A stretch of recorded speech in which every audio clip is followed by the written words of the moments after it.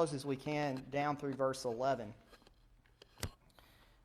We'll probably spend a little bit more time on the first half of the chapter and look at a few things, or at least the first half of that section, then look at some of look at a few things in the second half of that section.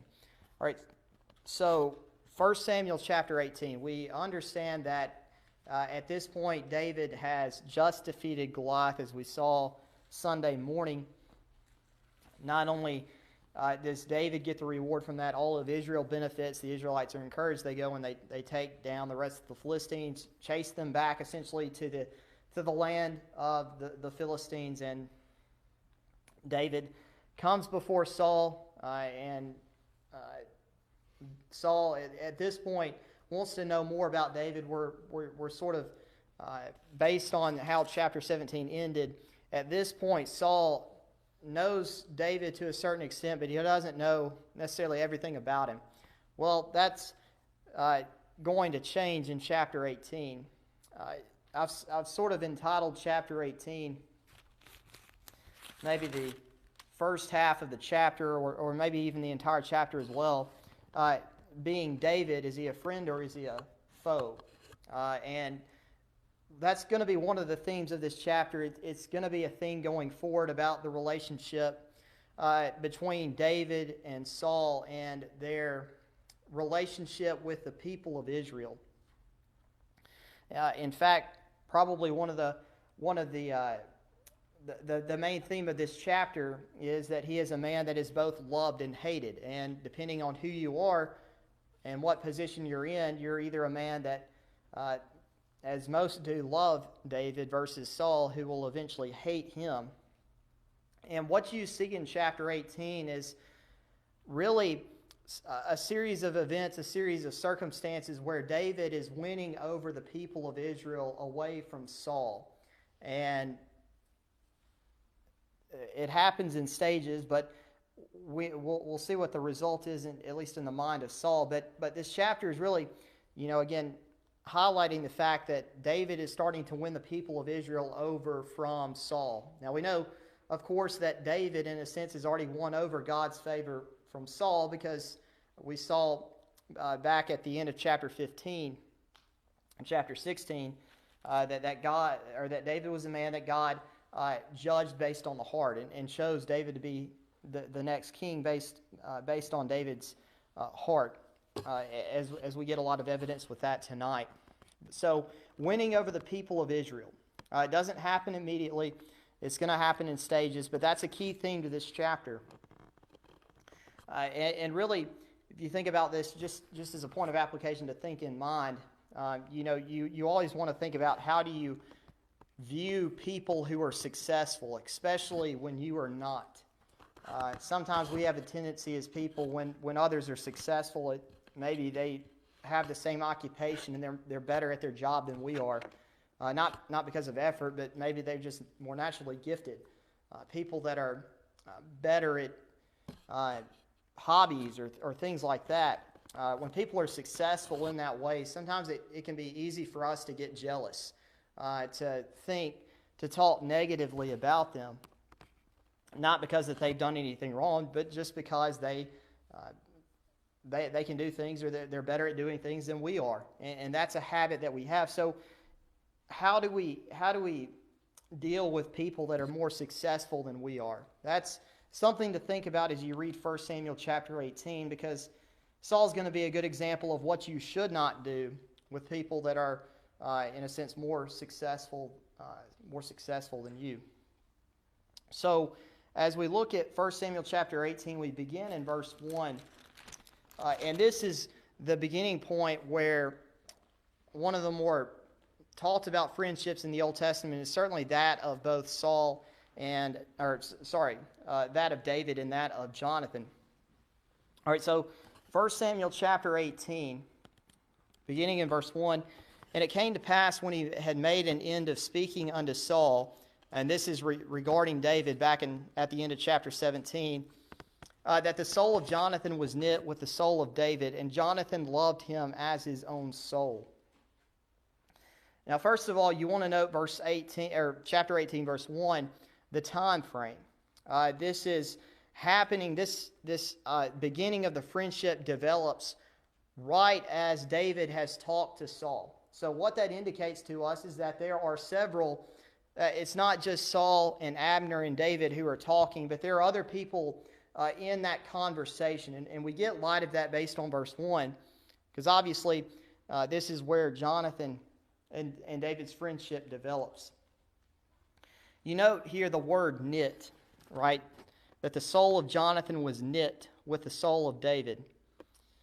I haven't done any type of sewing or clothes making. I believe I know my dad's mother used to a certain degree. Probably some of you in here maybe have knitted or made things like that. But you think about the term knit, you think about clothing, you think about putting clothes together, weaving threads and things of that nature. So the word knit itself, if you have another translation besides the King James, what word do you have there for knit? The American Standard uses knit, so I don't know. It may be that several translations use knit. The word itself means to bind. If you think about the word bind, you think about something that is very, if you bind something together, that is something that is very closely knit. You know, one of the songs that we sing sometimes is the song "Bind Us Together," and the idea of that song is really to make us as Christians inseparable from one another. That's sort of what the idea of the church is, right? You think about the church representing the body. You can think about passages in the New Testament, whether that's 1 Corinthians or the book of Romans, where it talks about the body, right? And you talk about the hands, the arms, the legs. They're all different parts, but at the end of the day, they're all inseparable because they all have a role within the body.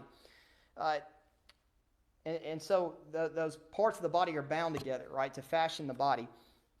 The word here is interesting to think about. If you look at Deuteronomy chapter 6, verse 8, in that chapter, Moses has told the people of Israel essentially that they are to know what the Word of God, the law of Moses said, but also to impart that to their children. And he uses a few ways to describe how closely or how firmly the Israelites should have in terms of their grasp on the law of Moses. If you note verse 7, Deuteronomy 6, verse 7, this was the expectations for parents to their children. Thou shalt teach them diligently unto thy children. Thou shalt talk of them when thou sittest in thine house, and when thou walkest by the way, and when thou liest down, and when thou risest up. And so all of those qualifications that are given there is just to emphasize the point that in every aspect of your life, if you're a parent, your children you should be looking for ways in which to teach your children the Bible. But if you know verse 8, you see the word bind, right? And thou shalt bind them for a sign upon thine hand, and they shall be as frontlets between thine eyes. And thou shalt write them upon the post of thy house and in thy gates. Now, in the New Testament, could have been the occasion where people took that passage literally. The Pharisees probably were a little bit guilty of that. But the point being in verses 8 and 9 is that in every aspect of your life, you should be closely tied. You should be inseparable from the Word of God. They shall be frontlets between thine eyes. That's the first thing that you see, is the idea. The binding them for a sign upon thy hand doesn't necessarily mean that you actually write passages of Scripture down on your hand, but if you know something like the back of your hand, that means you know it very well. That's the idea of the word there. It's inseparable. In Genesis chapter 44 and verse 30, you see where Joseph is at this point is right under Pharaoh in Egypt, and his brothers have come, and I believe this is the context where where Joseph wants Benjamin to return to Joseph as a sign of goodwill from the brothers. And in Genesis 44, verse 30, note how Judah, the son of Jacob, describes Jacob's relationship with Benjamin. We know Jacob loved Joseph, but After Joseph died, Rachel had a son with Jacob whose name was Benjamin, and we know that they were very close. But in Genesis 44, verse 30, Judah says this about his father and his connection with Benjamin. Now therefore, when I come to thy servant my father, and the lad be not with us, seeing that his life is bound up in the lad's life. That word bound there comes from the exact same word as the word knit in 1 Samuel 18, verse 1. So that close connection between Jacob and Benjamin, which we should know very well if we studied the book of Genesis,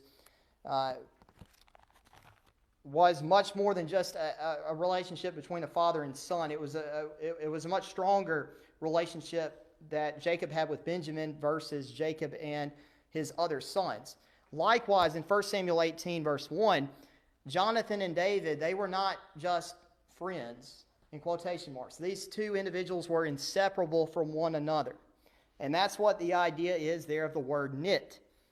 If you saw David, you could not separate him from Jonathan. They were that much alike. And so that leads us to ask the question, why was it that Jonathan loved David? Why was it that Jonathan loved David? This is where the context matters, right? What's just happened? You see, David and Jonathan, the close connection that they had goes back to their viewpoint of God. We remember 1 Samuel 14, verse 6, when Jonathan was about to go up against the Philistines, he talked to his armor bearer and said to his armor bearer, "Come and let us go over unto the garrison of these uncircumcised. It may be that the Lord will work for us, for there is no restraint to the Lord to save by many or by few." In that passage, Jonathan had complete confidence that he would be successful against the Philistines because his trust was in God. 1 Samuel 17, 45 through 47. David says something along the same lines. "Goliath, you come to me with a sword, with a spear, with a shield, but I come to thee in the name of the Lord of hosts, the God of the armies of Israel, whom thou hast defied. This day will the Lord deliver thee into mine hand, and I will smite thee. And I will give thee the carcass of the host of the Philistines this day unto the fowls of the air, and to the wild beasts of the earth, that all the earth may know that there is a God in Israel. And all this assembly shall know that the Lord saveth not with sword and spear, for the battle is the Lord's, and he will give you into our hands." That's what tied Jonathan and David together. When Jonathan was present in that conversation.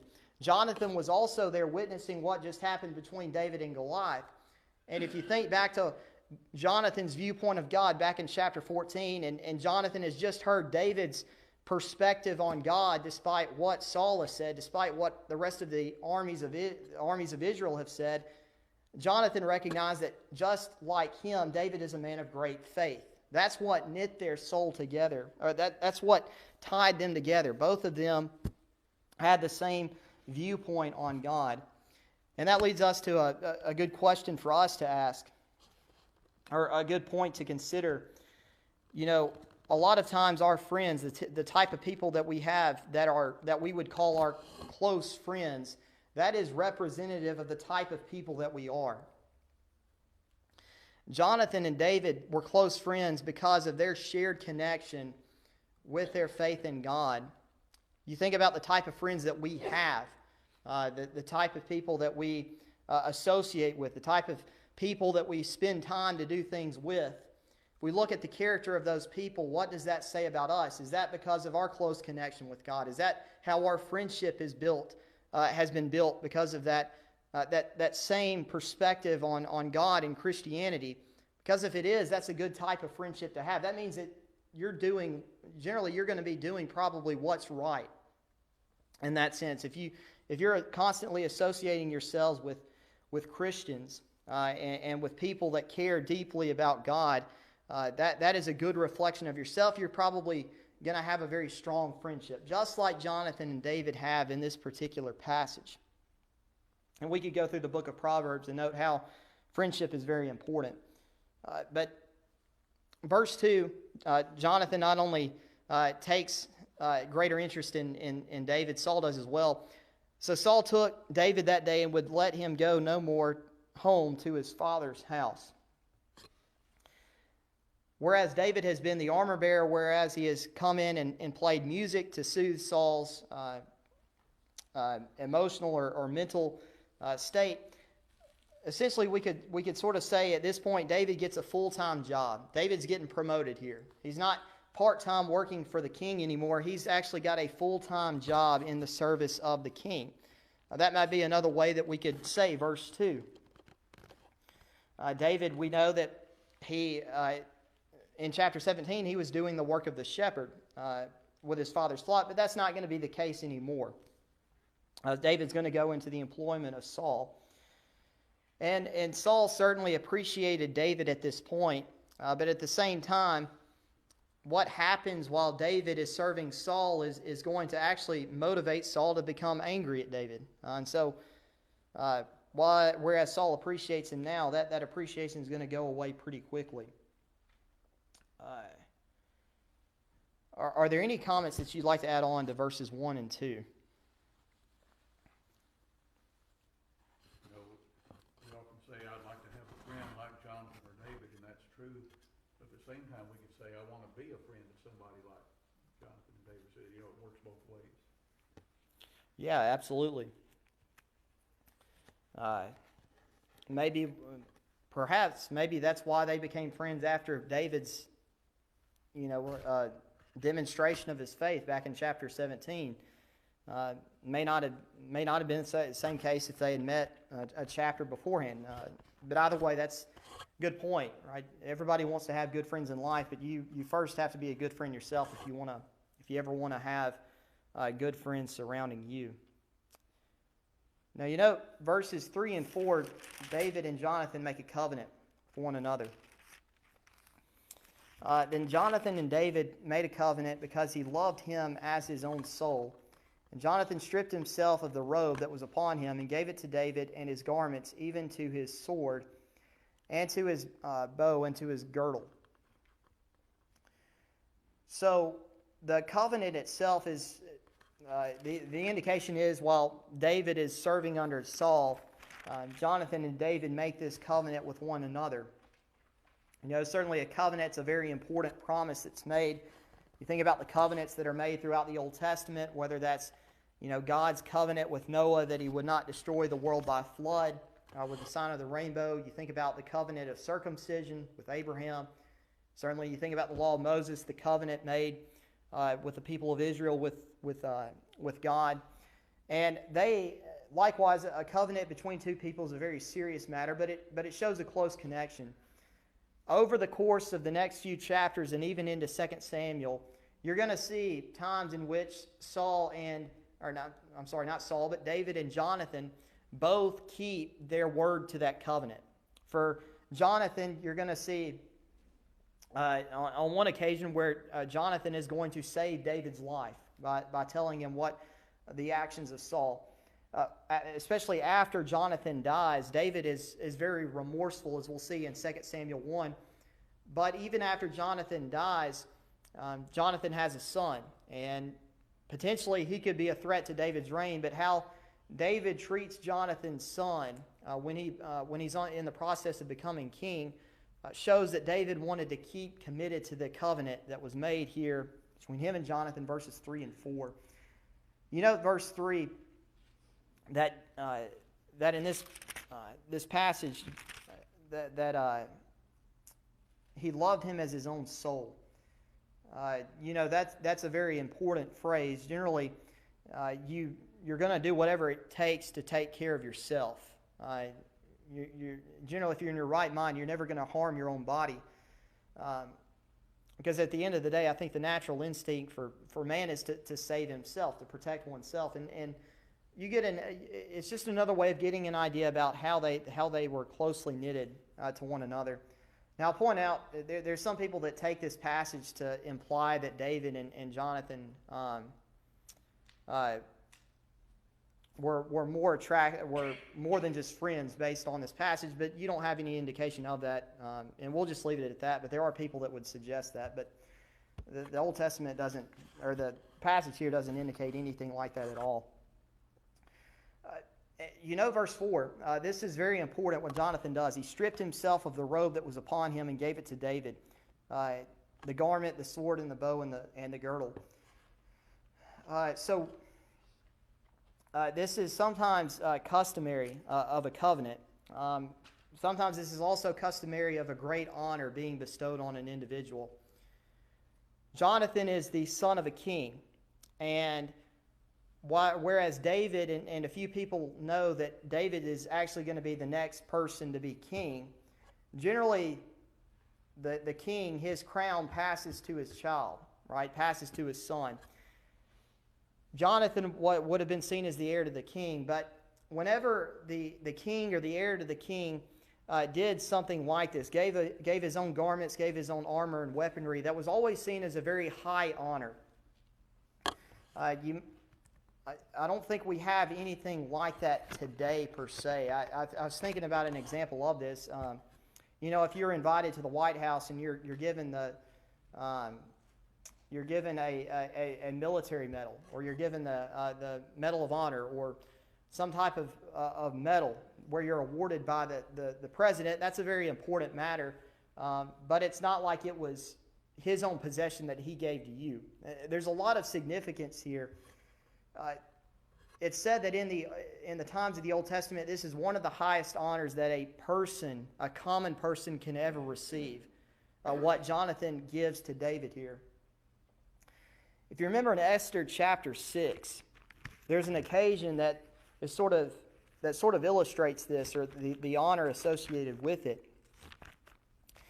If you recall in the book of Esther, who was Haman? He was the guy who wanted Mordecai dead. Yeah, Haman was the guy that wanted Mordecai dead. And in chapter 6, he was basically in the process of making that happen. But Esther chapter 6 is one of the, if you read it, it's one of the funnier chapters to read in the Bible, because the plans of Haman are thwarted. In Esther chapter 6, essentially Haman has built or has the idea. I believe he's already built the gallows at this point. But Haman has in mind the plot to kill the Jews. So Haman is going to the king. In Esther chapter 6, the king Ahasuerus, he's having trouble sleeping at night, and he reads the chronicles of the king, and he reads about these good deeds that Mordecai had done, and that Mordecai had not been honored. And so the king wants one of his men to come in to talk about this, and it turns out that Haman was the one that came in. So verse 3, the king said, "What honor and dignity hath been done to Mordecai for this?" Then said the king's servants that ministered unto him, "There is nothing done for him."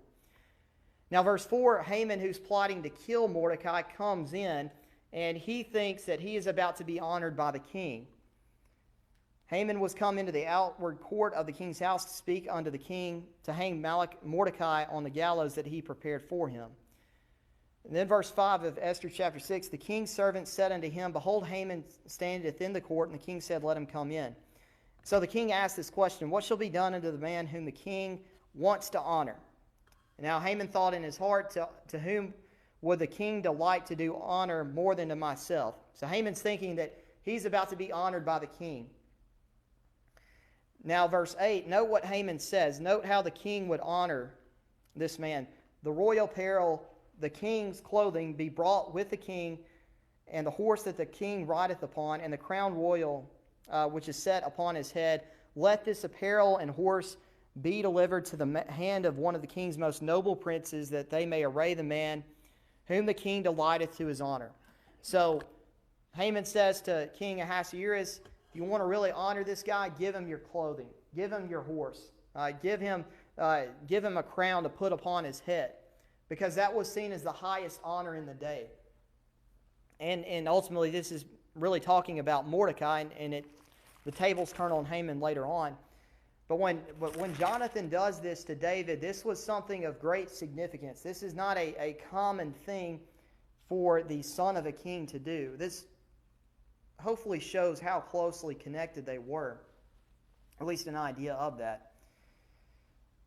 Also, this is again a sign of hospitality, right? And you think about David, he dresses like a shepherd. That's probably the type of clothing that he has. A shepherd's not going to have the best of clothing like a king.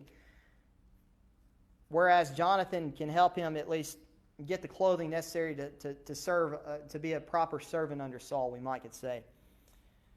Now, one thing we also might point out here, verse 4, is that some may connect this to Jonathan recognizing that David is actually going to be the next king. Sometimes when clothing was given, it was a sign of the transfer of power. When you think about a particular passage, you think about Numbers chapter 20. When Aaron was about to die, one of the last things they did before his death was actually to take his cloaks and give his garments and give it to Eleazar, his son, because Eleazar was being deemed as the next high priest. It was a transfer of power. Some may speculate that this is what Jonathan's doing as well, the transfer of power, but we'll know later on when Jonathan does recognize David to be the next king. And that's a very important thing, as we'll note going forward. If that is indeed the case here, Saul was king. Saul got to have the experience of being king. If you think about it, Jonathan had much more to lose by looking at David and accepting him as the next king. Because Jonathan could have looked at the position of king and said, that's what's rightfully mine, and I'll never get to possess it either. Not because of anything I've done, but because of what my father has done. And we're going to see later on, Jonathan does not let that get in the way of his friendship with David. Jonathan is going to accept David as king when Jonathan really has the most to lose in this encounter. But yet it's Saul, on the other hand, that's going to act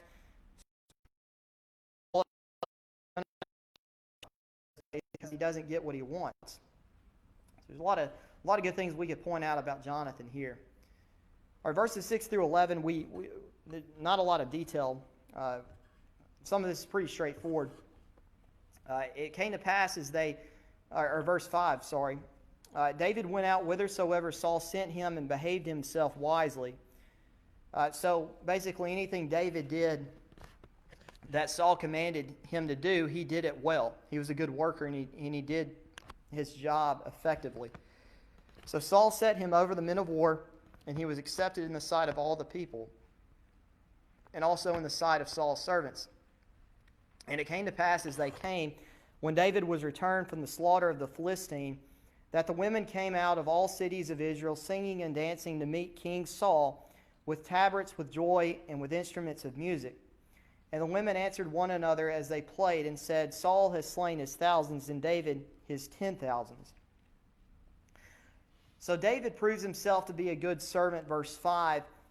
Much like Joseph, David works his way up to become to the point where he is pretty much right under Abner. Similarity there. Now the problem here is that as what's being depicted in verses 6 and 7 is sort of like a military victory parade that Saul is sort of the head of. And generally you would think that whenever the parade comes in, you would think that the king, maybe God gets first honor, but then right after God, you got to give honor to the king, right? Because he's the head of everybody. Well, while that might be the custom, that's not what happens here. It's actually David who gets the praise. Saul has slain his thousands, David his 10,000s. So likewise, verse 8, Saul was very angry, and the saying displeased him, and he said, They have ascribed unto David 10,000s, and to me they have ascribed but thousands. And what can he have more but the kingdom? So Saul, who has recognized David's worth, saw David's success, knows that at the rate that he's going, David could wind up challenging him for the kingdom. And certainly Saul, jealousy kicks in, verse 9. Saul eyed David from that day and forward. So you think about this passage, you think about what we brought out there at the beginning of class, that point of application. How do we handle the success of others when we are not successful? For Saul, his perspective on that was to get jealous at David and really to try to kill David in the process. Verse 10, it came to pass on the morrow that the evil spirit from God came upon Saul, and he prophesied in the midst of the house, and David played with his hand as at other times, and there was a javelin in Saul's hand.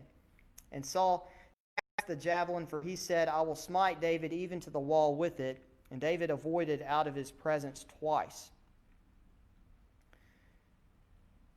So David was essentially, verse 10, doing what he normally did. And apparently we see that Saul, who at this point we talked about, has probably had some serious mental problems, perhaps dealing with bipolarism, gets mad at David. Generally, you think about envy. Verse 9 points at envy. Envy is not something that goes away very quickly. If you have a deep hatred for somebody, or you have a deep-rooted jealousy towards somebody, that's not something that can go away very quickly. And generally, the longer you sit on that, generally the worse that it becomes. Matthew, I think that's why there's a lot of wisdom if you think about a passage like Matthew 18, where, whenever you have a fault with somebody, Jesus was telling his followers there, you need to go and take care of that fault between you and that person. Because of that very principle, right? If somebody does something wrong to you, you don't have the willingness to go and to try to correct that issue. If you become jealous of that person, you sit on that, that's only going to get worse. Generally, that's only going to get worse. Saul, of course, Saul at this point should have recognized the position that he's in, but it didn't stop him from being jealous at David.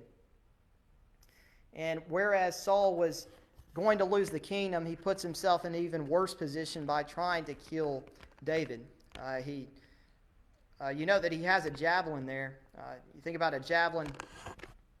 Again, we've talked about this before with Goliath, but a javelin, you don't necessarily think about in the Olympics, the javelin that they used, the javelin that's being talked about here, probably a little bit smaller, but a little bit heavier. Certainly, the end of it's sharp, and certainly this would have been a common weapon to use in war. Saul's intention again was not to try to harm David, to scare David, but his intention was to kill David. And so that's where we'll draw to a close tonight, verse 11, with the fact that when Saul saw the success of David, rather than being happy for David, rather than recognizing how much David's success has now benefited Israel, all Saul could do was think about himself. All Saul could do was think about how David's success has sort of thrown him out in terms of the popularity of the people. At this point, Saul probably recognizes that Jonathan, his own son, loves David more than he loves his father. But yet, instead of trying to mend all of that, Saul's attitude is to essentially sit there and to keep letting envy get the best of him. We as Christians need to think about the example of Saul here. When it comes to envy, when it comes to strife with other people, the worst thing that we can do is to let that anger, animosity continue to build up rather than going to that person and trying to get that problem corrected. A lot of wisdom to what Jesus said there about going to somebody whenever we have a fault with them to get that problem corrected. With that being said, are there any other comments that you'd like to add on? I think Saul forgot or overlooked the fact they were on the same side. He and David were on the same side fighting a common enemy.